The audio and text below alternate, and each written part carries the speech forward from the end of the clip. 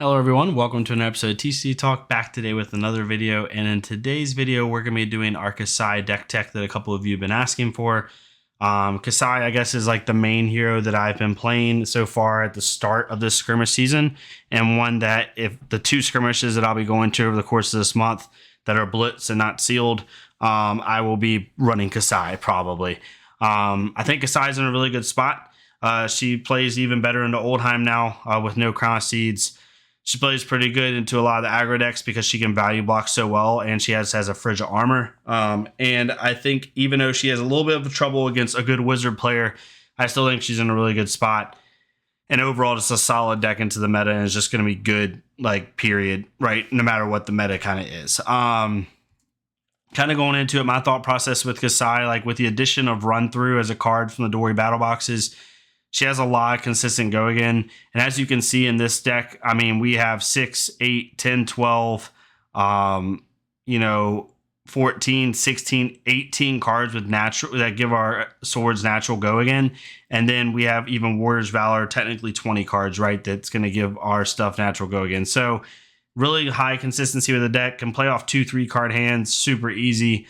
Value blocks really well, can easily block for, without counting like her like top equipment up here, she can block for 6 to 7 a turn very easily. So just really a good overall and just solid deck. So getting into the deck, when it comes to equipment, it's pretty standard. I'm running Skullcap instead of Crown of Providence. I just like the 3 block and then the AB3 in a pinch. And then obviously just the block's really good. Courage Blade Hold's kind of like obvious. We're not going to talk about that. You just run it in Kassai. And then Valiant Dynamo is obvious as well. You're going to get 4 to 5 block every single game off of this card, maybe 3 to 4 on fast games. Just really good. I mean, Kassai basically starts at 30 to 32 life, depending on how you look at it most of the time with her block in non-wizard matchups. And then the one thing that's kind of been interesting for me since I've been playing the deck is Braceforth Bracers versus Gallantry Gold. Braceforth Bracers blocks for 3, which in Kassai, again, is insane, right? Like if you use all your blocks like perfectly, Courage is always going to block for 2. It's not really going to block for 3 ever because you're never going to want to block with it again. You're going to want to pop it, right? And use it for blood on her hand. So Courage blocks for 2. Braceforth blocks for 3. Skullcap, if you block perfectly, blocks for 3. And then Dynamo, I'm a guess on average, gives you 3 block a game, maybe more. So basically her equipment blocks for 11 to 12 a game, I mean.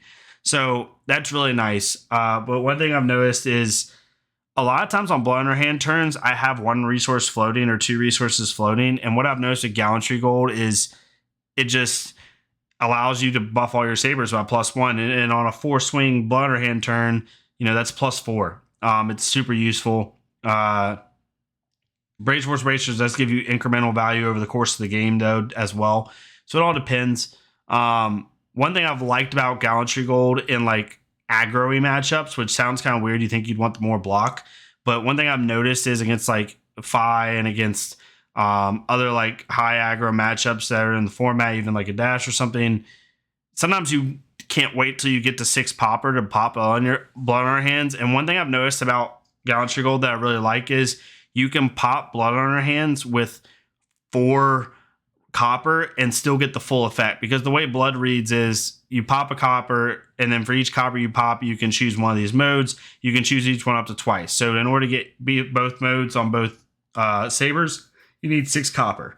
So one thing I've noticed is you can do 4 copper, pop it, give each sword attack additional time, and make each sword have go again for the turn, so they both are attacking for 2, and then you use 1 resource to give your swords go, or give your swords +1.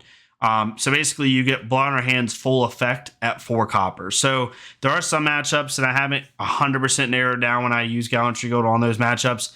I like using it against like even like Bravo and against Oldheim.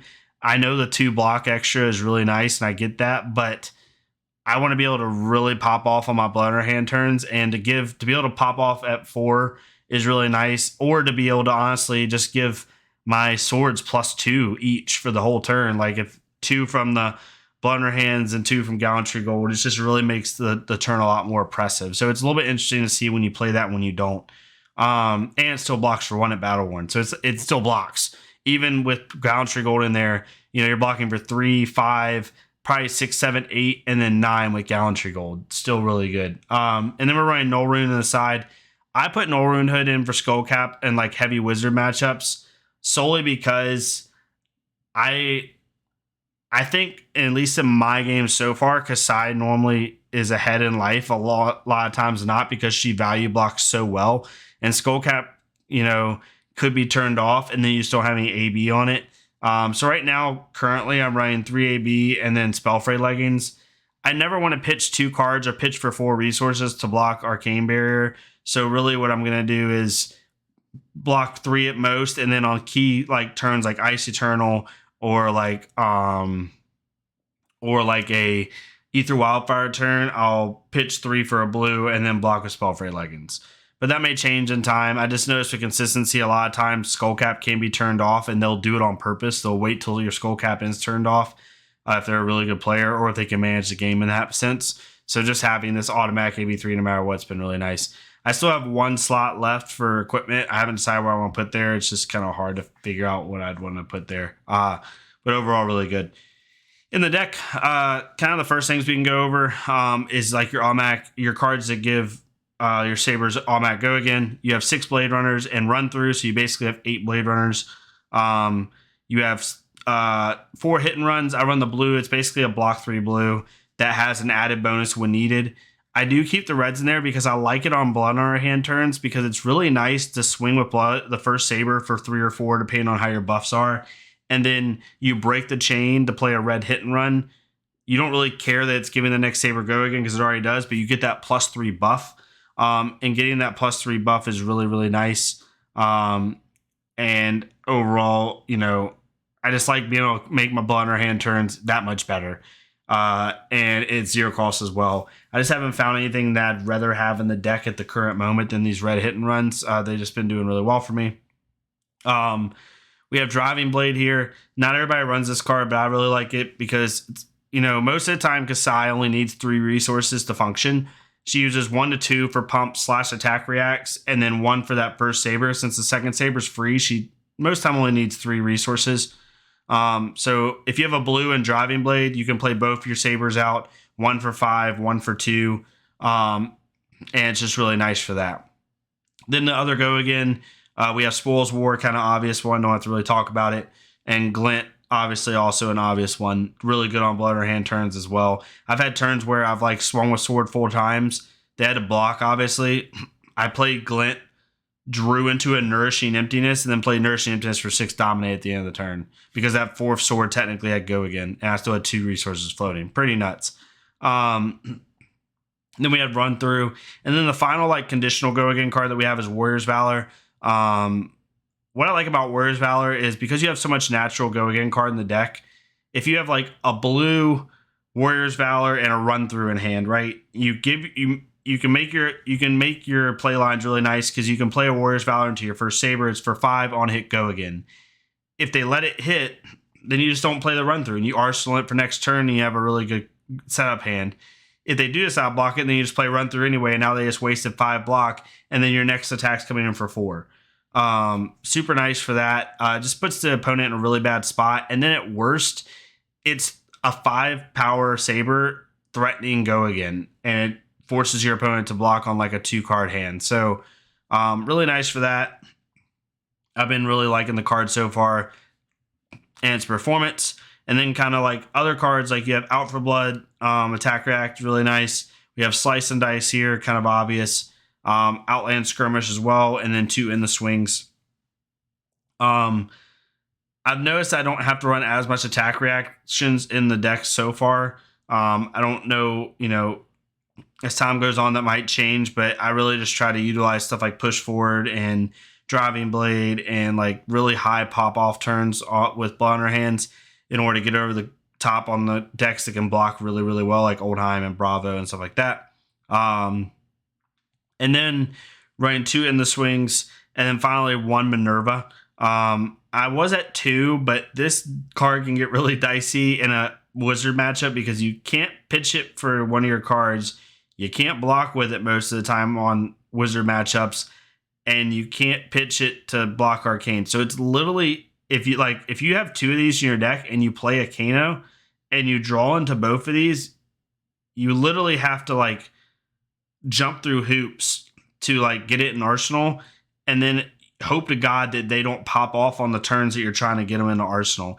And then if you already have one of these Arsenal and you draw into one and the Kano just keeps blocking you out, or like maybe it blocks you out because they're trying to set up, it's literally just a dead card in your hand and it's a liability against a wizard. So I didn't want to have 2 of those for that very much reason, but I do see a lot of lists that are doing well that have 2 of them. So it's just kind of like, what do you assess to be a risk or not? I just don't have it in the main right now. I only have 1, but it's really good. Your swords gain +1, and you know, having this in your deck, having this in your arsenal when you already have a blood in your hands in hand anyway, being ready to play it, and then your swords get +1 is just super nice. Like the ultimate turn is having this in arsenal, having 6 copper, being able to give your swords free with Courage of Blade Hold, playing blood in our hands, choosing all the modes twice, and then like having Gallantry Gold and then popping that. So literally all your swords have +3 until obviously Minerva's popped. So it's really, really, really nice. It gets pretty nutty. So overall, this is the deck. Pretty simple, honestly. Like nothing fancy. Kassai is just like the epitome of consistency. Really good deck. And there's a lot of like small little tweaks you can play with it. I would say like for everyone, like the core of the deck, in my opinion, like if for any newer players out there, like you should always have all these cards in your deck, in my opinion. And then after that, it's kind of like up to you on what you want to run. But I would have these, like this is the core of your deck really. And then after this, it's kind of like dealer's choice, I think, or even like take out the yellow slice and dices. But like this is kind of the core of your deck. So 2, 4, 6, 8, 10, 12, 14, 16, 18, 20, 22, 23 cards. I think Nourishing's required personally. I think it's just too good not to have in a deck like this. But overall, I think this is the core of the deck. And then after this, you kind of pick what cards make the most sense to you. So you can go back and screenshot that if you want to, if you're a newer player. Yeah, hopefully y'all enjoy this. I've been doing really well with it. I'll let you know when I do my first skirmish. I think my first one that's blitz oriented will be next weekend. So the weekend of like the 10th will be a skirmish blitz event for me. I'll let you know how it goes.